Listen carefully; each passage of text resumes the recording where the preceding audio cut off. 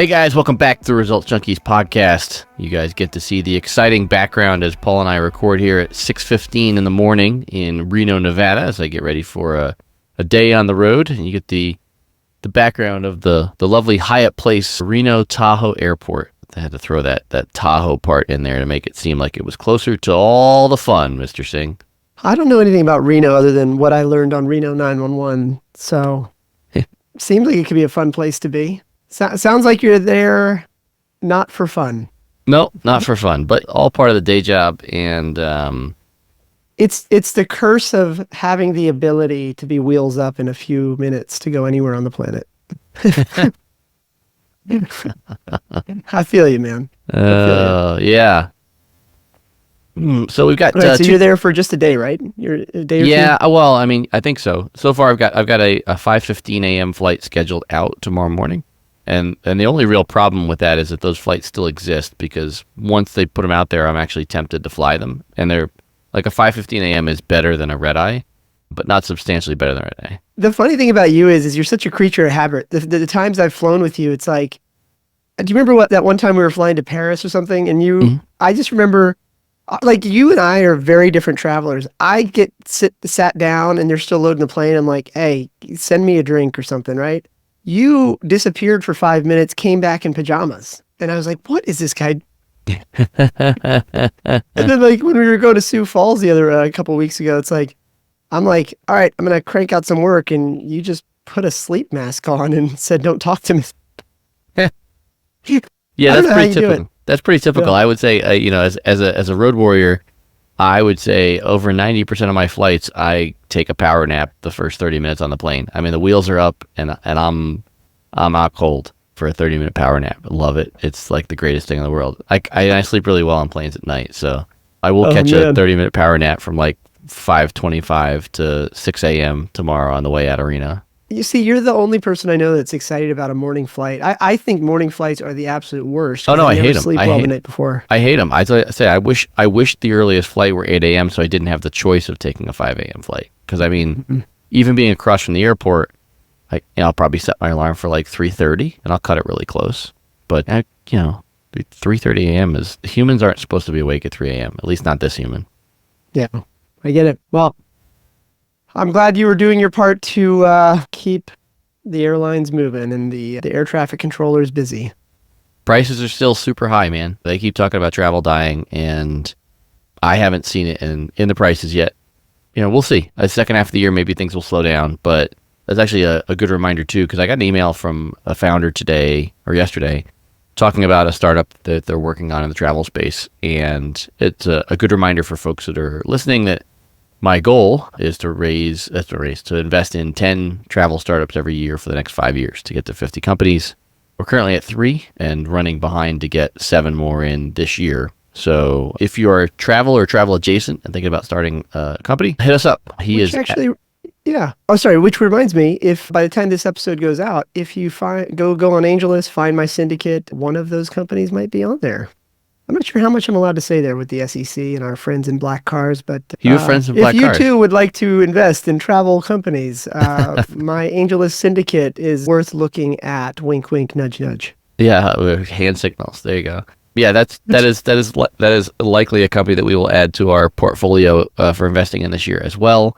So if you have a prospectus or if you have a company and you want to talk about it, I am Ed at pizzainmotion.com and Pizza in Motion on all those social media platforms. He is at Paul Singh, and you can send questions for the show to show@resultsjunkies.com. 2 interesting topics today. The first one is a conversation about an accelerator that seems to have taken a left-hand turn that I never saw coming. And then we're going to do a little bit of follow-up on OpenAI and Reddit, because there's a little bit more news there. But first, do you want me to tee up this story about the accelerator, or do you want to tee it up? Why don't you tee it up, and then let's talk about it. Yeah. So high level, what typically happens with a lot of startups is they'll find ways to grow, and there are a variety of different ways out there. We've talked about Techstars and Y Combinator on the show. Those are accelerators. There are incubators. There are all kinds of different ways that companies find to help grow in cohorts. And in this case, this was an accelerator called NewChip. I wasn't I wasn't familiar with this specific accelerator, but what ultimately ended up happening here was that the founders, so what typically happens if you're a founder in an accelerator is that you're exchanging some value of your company, some amount of shares for help growing the company and sometimes a financial investment. Depends on the accelerator. And in this case, the founders that were in this accelerator, they took their chances with this startup. This accelerator actually charged a fee, which I hadn't seen a ton of, but it also gave the accelerator the option, the right to buy shares in the company. So not an option. These were warrants, not options.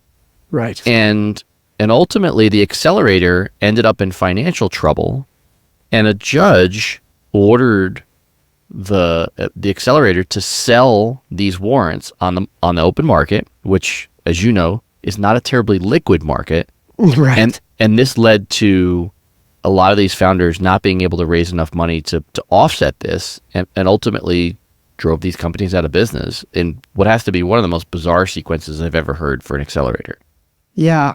So, first off, the idea of accelerators charging for services is not totally crazy. In fact, full disclosure, even at 500 today, there is a fee to join the accelerator program. However, those fees are not due until after our wire transfer goes in, and our wire transfer is way larger. So it's not like it's not like a round robin, put in money and then like float it, wash it, and bring it back in. So the idea of paying for services is not insane, but where it gets really tricky is the issuing of warrants. And I think this is the kind of stuff that people don't think about. A lot of times people think about just the valuation on a term sheet. That's all that matters to them. And the fact is that it's the other 87 bullet points that are there to potentially get you.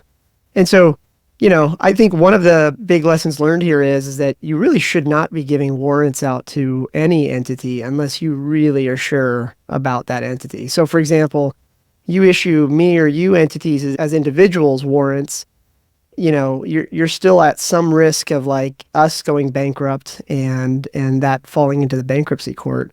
So this is the perfect storm, unfortunately. And everybody's getting hurt. Startups are getting shut down now because no other investor wants to put more money in when you might not know who else could own that warrant. And the people that have all been hired to kind of like handle this on behalf of the bankruptcy court, the attorneys, the companies that are helping liquidate, like they're all getting, kind of dragged in the mud because they're involved. So it's just, the whole thing's unfortunate. But let me pause because I can kind of talk about this forever. But the part that I think is really telling, let me say one other thing, then I'll say, then I'll stop. At least in my experience in the venture world, there is a certain etiquette. And I don't know that I can like name names on the show, but what I can say is that like the venture community is pretty small.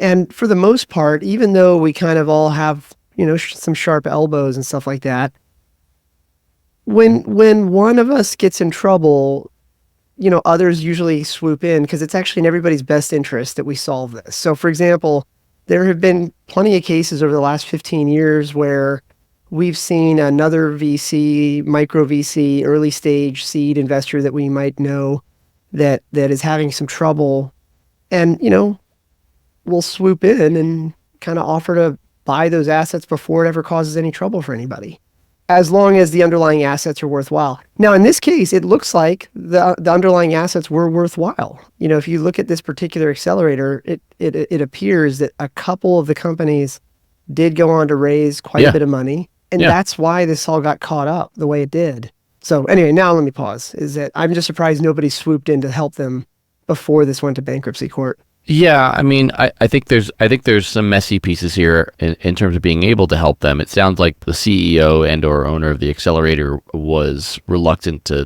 take help. In some cases, some of these companies didn't have a ton of notice for what was happening and didn't have time to raise the money necessary to cover their warrants. There also seemed to be some record-keeping issues where there were exits where the warrants had significant value to the company, but they apparently never exercised those warrants and realized that income. So there's a lot of Yeah. messy things here, and I think like a couple of things. First off, I mean, there's the obvious reputational piece here. So if you're going to get in bed with any sort of an accelerator or incubator, you want to understand what their place is in this marketplace. Not for something necessarily like this, because I think this is a little bit of a rare circumstance, but ultimately these people are the people that are likely connecting you with investors. So they should have a high reputational quality because you want them to connect you with the right investors. You said something about the ecosystem and about swooping in to help, and I will admit, and I've sort of bounced around on this. Like, there's two lines here in this community. There's this line, and I think Techstars was a big proponent of this for years, where like once the money goes in, it's the company's money, and the investors have very little say in it. And if the founder goes completely AWOL, the investors don't go pursue that money. That the company's essentially just left to die, and it's like, well, we missed the bet on that founder, and they move on to the next one. And we were actually in a situation like that with a company where the founder wasn't being truthful with us, and another investor came to us and said, hey, I'm gonna try to work on this and try and get some of this money back. And we actually ended up in a situation where we were sort of in between Techstars and this investor, because the investor thought that the founder was not being honest. And I mean, like, as with some of these vehicles, these are loans in some cases, but accelerators don't always treat them that way. They just treat them like an investment, and they don't take the loan portion. And it was interesting. Like, we had another investment in a company. And I'm sure you've been in this situation. It was a convertible note, and they came back to us, and I'm sure you've been asked, I mean, probably more than 1,000 times, hey, can you extend the date on this convertible, right? Oh, yeah. And so one of our portfolio companies came to us, and they said, hey, we want to extend the date on the convertible note. We said, well, okay, what do you want to extend it to? And they said, well, we don't actually want to put a date in. We just want to make it, open-ended because we're not sure. And we're like, well, that doesn't work that way. We've never done that. And everybody else was okay with it except for us. And we're like, look, okay, like, we don't want to stand in the way of whatever you're doing here, but we're just not going to waive our rights under this note then. Like, we're not going to claim the note. We're not calling the money. But if you're telling us that, like, this is forever, we just can't say yes to that. So we're not going to stand in your way, but we're not going to sign off on it. So we're just going to say, like, we're reserving our rights and we'll watch. Right. And oddly enough, I mean, not oddly, because it was an odd request in the first place, shortly thereafter, they sent us our money back and essentially kicked us out of the company because we weren't willing to agree to this. And we thought about we're not really sure you can do this and stuff like that. And finally, we just said, like, you know what? Okay, fine. Like, we're gonna step out of this. So there are odd things that happen, but I think a lot of investors treat this money more like equity than debt, and in a lot of cases, it really is debt. Yeah, I mean, again, like the trickiest part about this whole thing is that so much of the narrative at all stages of companies is about the valuation, Yeah. And everybody celebrates that. It's on TechCrunch, it's on the press release, it's on Crunchbase and all that stuff. But it's the other 87 bullet points that may look benign until something happens, and then you got a problem. And that's I'm not, look, I realize the irony here. I'm not against venture funding or private funding and all that, and not at all. But I think that I don't think very many people go into these deals with their eyes truly open, and then they're like shocked when something happens. So I think this whole thing is kind of tragic, because I think that the business of accelerators is very hard, very hard. I mean, it's you're essentially, you've got to pay today's bills. You've essentially got to behave like a venture capitalist, but with the operating expenses, the day-to-day operating expenses of a consulting firm.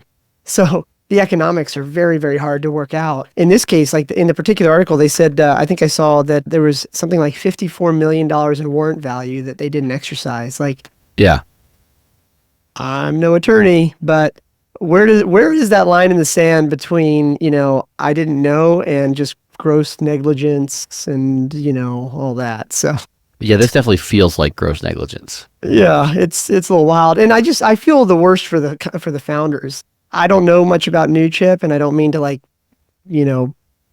point fingers or anything like that. But for founders, I mean, I think a lot of times founders think about what they can get into. Like they'll just apply to 10 accelerators, 20 accelerators, and they'll almost take anything. And for better or for worse, you kind of have to think about it like how you pick a college. The true value of college isn't necessarily the degree you get. I mean, certainly there might be some differences in it. Yeah. But it's really about sort of how you learn to think and who you end up meeting along the way. And I don't want to sound like some elitist or something like that, but getting into an accelerator like Y Combinator or 500 or Techstars is a very different pedigree than it just drops off very quick. Yeah. Yeah. So I don't know, like, yeah, it's just tough. Like I feel bad for all those founders because like the thing is the GPs or the operators of the accelerator will likely not ever be able to do this again within the industry. Right. The vendors that are probably involved here are probably going to get enough of a black mark on them, depending on where they are in that process, to not, like, I don't want to like name names, but a couple of the entities that are listed in that article have already been added to some private blacklists that I'm aware of. And then, but the founders are going to go on to do something else, and they're going to be a little bit more jaded, a little bit more careful, but it doesn't make this current tragedy they're in any worse. Right. And that sucks. That really sucks. I think the lesson here is founder beware. Yeah. Do your homework. God, it's hard to watch from afar. It's like a slow moving train wreck. It is like a slow moving train wreck. No question about it. No question about it. I do wonder, do you remember like Brad Feld wrote that book? I'm pretty sure it was Brad Feld wrote that book a couple of years ago, Venture Deals. And when you say a couple of years ago, I think you mean like 25, but sure. Yeah. Is that how long ago it was? I feel like it was always held up as like the gold standard of what founders should read to kind of understand what the bullet points are. And maybe that still is the case. I don't know. But where we are now in 2024, you ought to be able to Google this stuff. I mean, rule number one, probably don't give warrants to anybody unless you really, really understand the risks of that. Well, I think that's definitely a big part of this. I think, like, I'm not sure how many accelerators require warrants. It's not something that I've heard a lot about. How about you? See, I'm trying not to like sound super elitist. I would say the times I have heard it, it's almost always like either a corporate accelerator, doing internal innovation, or it's like kind of, I hate to say it, an accelerator that just did not meet the criteria for being able to raise a venture fund. Right. And so kind of not good enough, I don't know. I'm picking my words because I'm going to sound like a bully or something like that. And that's not my intent. I just want founders to understand that like there's no, okay, let me stop. Let me just say this. Look, I think there's this like narrative out there right now. At all times, I think there's this narrative out there that there's just not enough venture dollars available in the industry. And certainly there is some truth to some of the issues around like not enough dollars going to women or people of color or, there is validity to that. I agree. But the subtle but very important difference is that there's not a shortage of venture dollars available in the industry. However, I can concede that there might be a shortage of diversity in the people that manage those dollars. Those are two very different problems. Now, with that being said, you got to ask the question of like, well, if there really is no shortage of dollars, again, caveat, not enough diversity, but that's kind of orthogonal to this.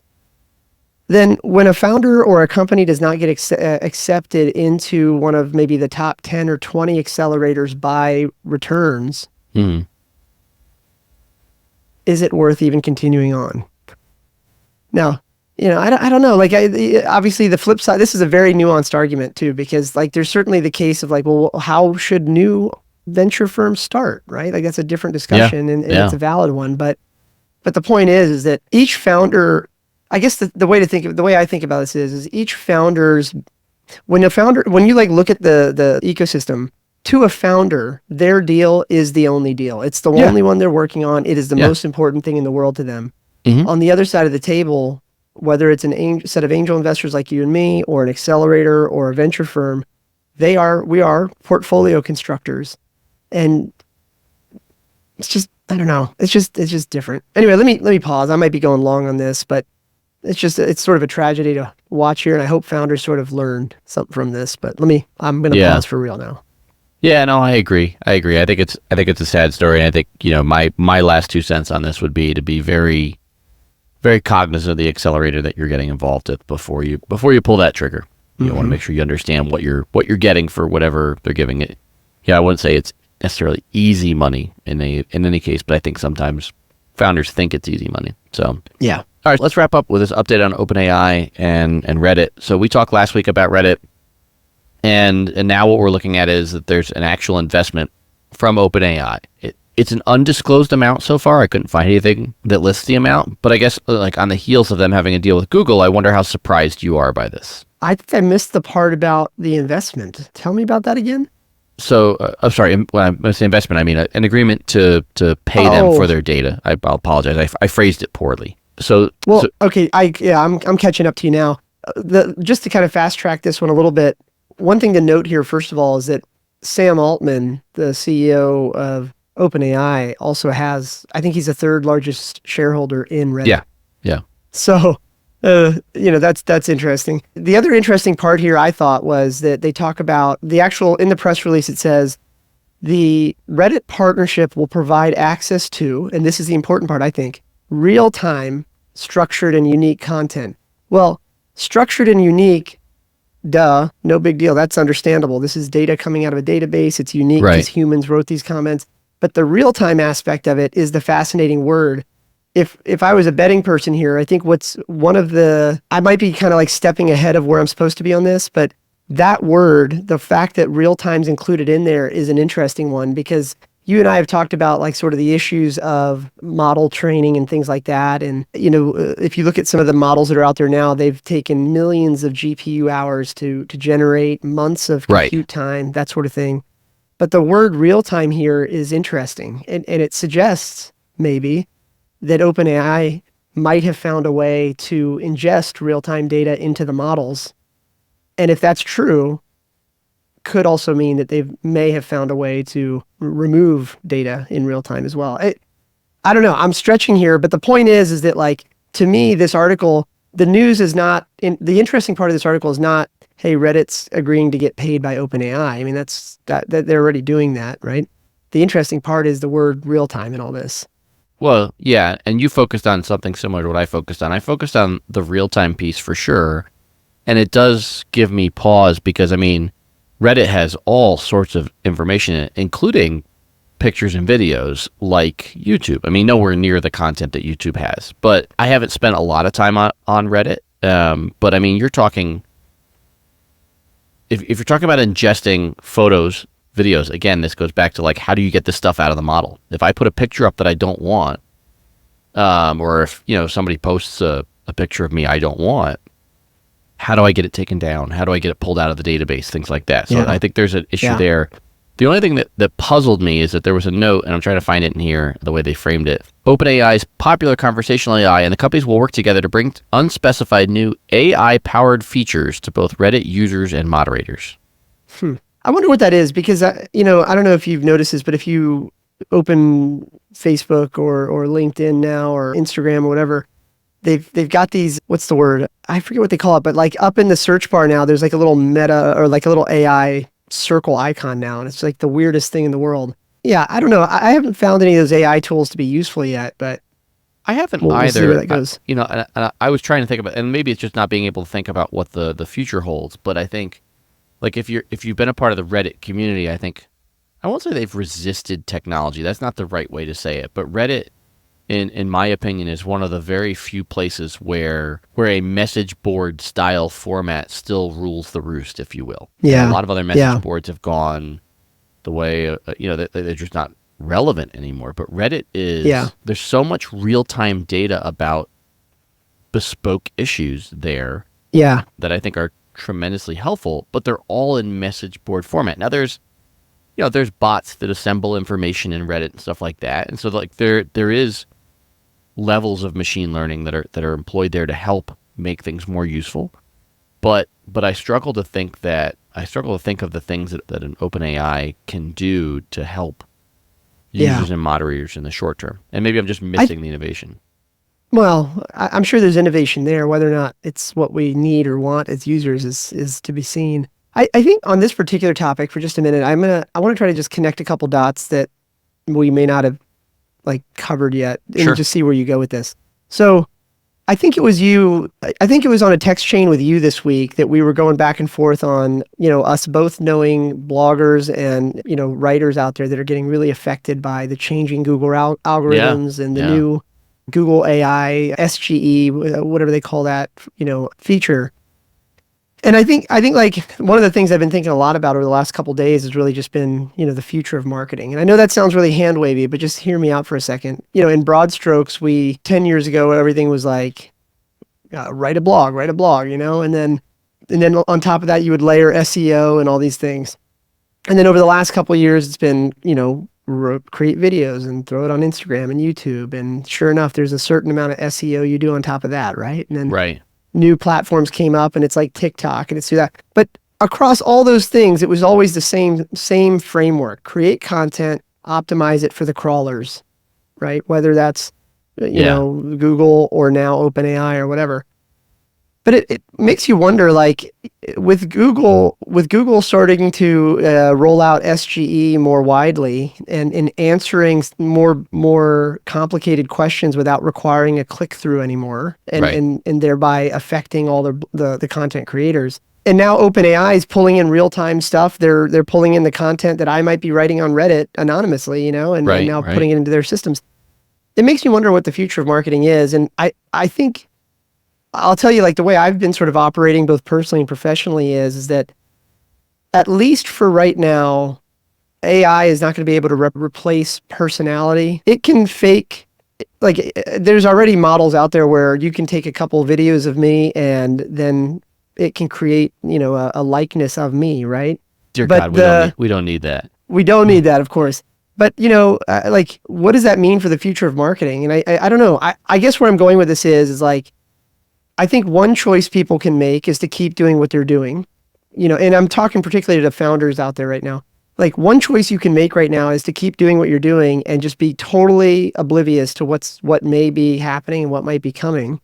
And the other option is that you take a bet. And I think the bet that I think implicitly, I think I had been implicitly taking this until like about 10 days ago when I really kind of started thinking about this, is that I think the bet you have to take is what will the consumers of tomorrow really need or want or expect from the brands they want to buy from or be associated with? Right. And I don't know how to articulate this very cleanly yet, but I think that if the internet starts getting flooded with just AI noise, meaning like just talking heads that you can just clearly tell are not real and all that, then I don't know, on the flip side of that, the hedge against that is going to be building an actual brand with a face. Like maybe the best way to say this is that at least for the next couple of years, I think you're going to have to double down on a human face behind your brand as opposed to the logo.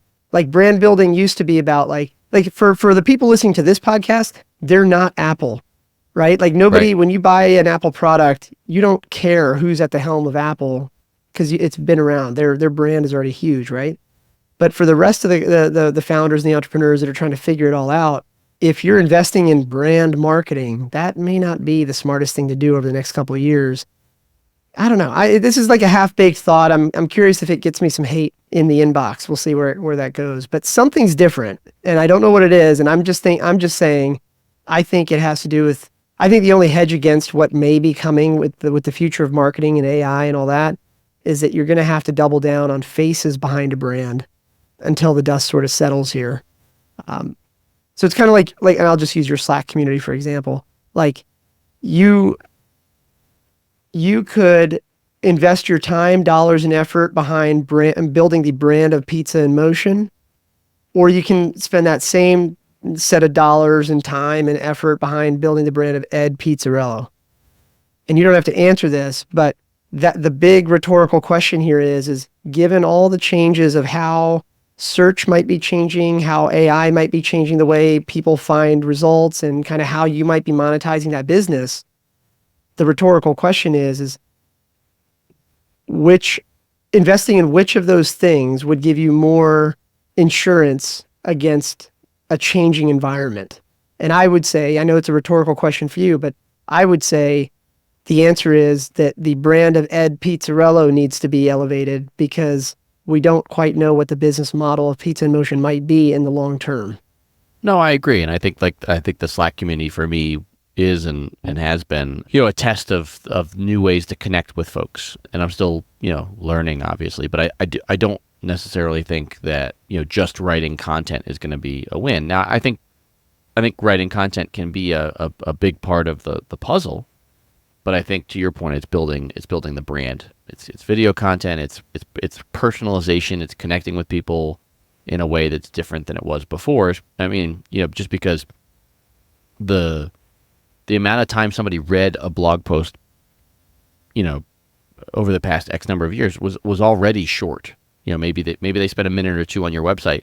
Now, ChatGPT is going to summarize that and spit it out to them, and they're going to read it in 15 seconds. So they already weren't spending a lot of time with me. It's also why I've enjoyed the podcast medium, because if people listen, like if our dwell rate is good, people are connecting with us for 20 minutes, 25 minutes, 30 minutes, and sometimes, Jeremiah, I'm sorry, an hour.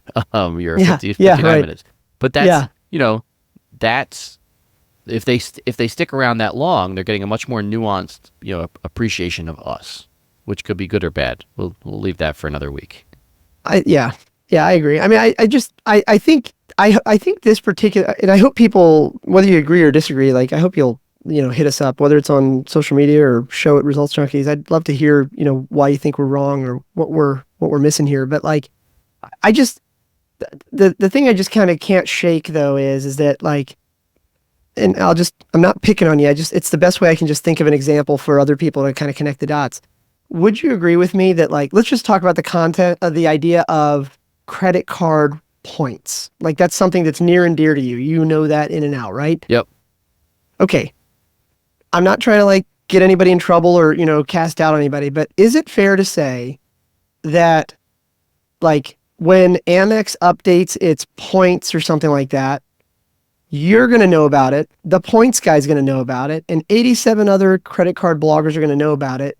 Is it fair to say that the content you guys all put out about that change is factually the same? In other words, you're all going to report the same thing, right? Is that a fair thing to say? In terms of what the change was, yeah, our opinions of the change will obviously vary. Right. So now, okay, now in the past, even though that fact was true, you guys still did it because that whole game of SEO, determined like, when somebody was like, what is the latest Amex change? If they push that into Google, like whichever one of you, wins the search game would get the traffic. Right. And then like get the affiliate link. Like that's been the game for the last 10, 12 years. And arguably for a lot of the people in your industry, it's probably still the same game.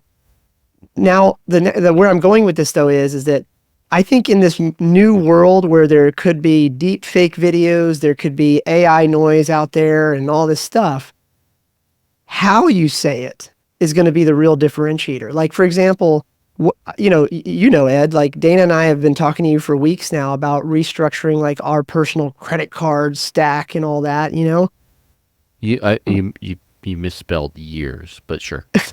Fair enough. But like, the interesting part is that what you said was not factually different than all the other blogs out there. But the fact is that you communicated it in a way that we could understand. And because we had a rapport, we trusted you more. Sure. And I think there's something to that about like what the future of marketing is going to look like in this noisier world. Like every day the world gets noisier.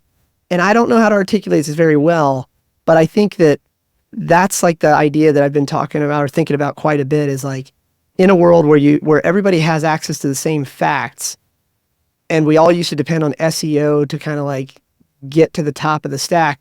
As that world sort of slowly disappears now, what's next? And I think it's this idea of building a rapport. Now, how you do it in terms of mediums like podcasts versus TikToks versus whatever, that's irrelevant right now. It's just really more about this idea that how Ed Pizzarello says the same facts is different than how the points guy says them. And different audiences will respond to that. So I don't know. I think the summary of all this is that we're all media companies now. We've always been media companies individually and as businesses. But I think that trend is going to accelerate quite a bit now, given all the noise that AI is going to bring to the world. So blah, blah, blah, marketing's changing. We're all screwed. So do something different. That's the summary. Well, that's as good a place as any to pin it, my friend. I love it, man.